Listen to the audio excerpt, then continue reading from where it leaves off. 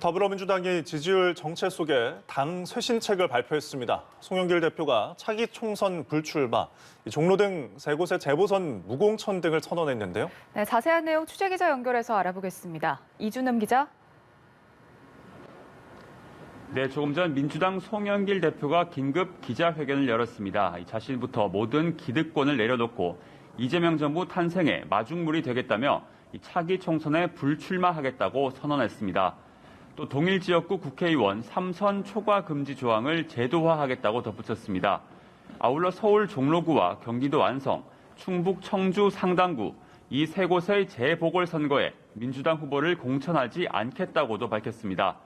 대신 6월 지방선거에서 2030 청년을 30% 이상 공천하겠다고 했습니다. 송 대표는 또 국회 윤리심사자문위에서 제명을 건의한 윤미향, 이상직, 박덕흠 의원에 대한 제명안도 신속히 처리하겠다고 했습니다.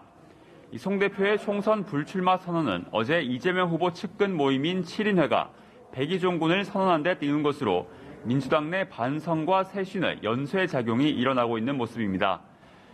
이재명 후보는 3일째 경기 지역 순회 방문 일정을 소화하고 있습니다. 오늘은 동북부 지역으로 향했는데요. 포천을 방문해 농어민 1인당 연 100만 원씩 기본소득을 지급하겠다는 공약을 발표했습니다. 또 현실이 된 식량 안보 문제를 해결하기 위해 식량 자급 비중을 60%까지 높이고 농지 실태를 전수조사해 투기를 감시하겠다고 밝혔습니다. 이 후보는 송 대표의 총선 불출마 선언에 대해 개인적으로 안타깝다는 생각이 들었다면서 국민의 뜻을 받들어 국민의 삶이 바뀌는 게 진짜 목표이기에 최선을 다하겠다며 기회를 달라고 호소했습니다. 네, 국민의힘 윤석열 후보도 잇따라 정책 행보를 이어가고 있는데요. 오늘은 어떤 공약들을 발표했습니까?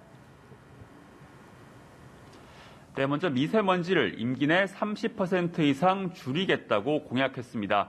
석탄 등 화석연료 발전 비중을 60%에서 40%대로 줄이고 재생에너지와 원전의 비중을 높이겠다고 했습니다.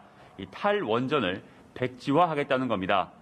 또 신축 건물에는 싱크대에 분쇄기를 설치해 하수구에 바로 배출할 수 있도록 하는 등 생활 밀착형 폐기물 공약도 내놨습니다.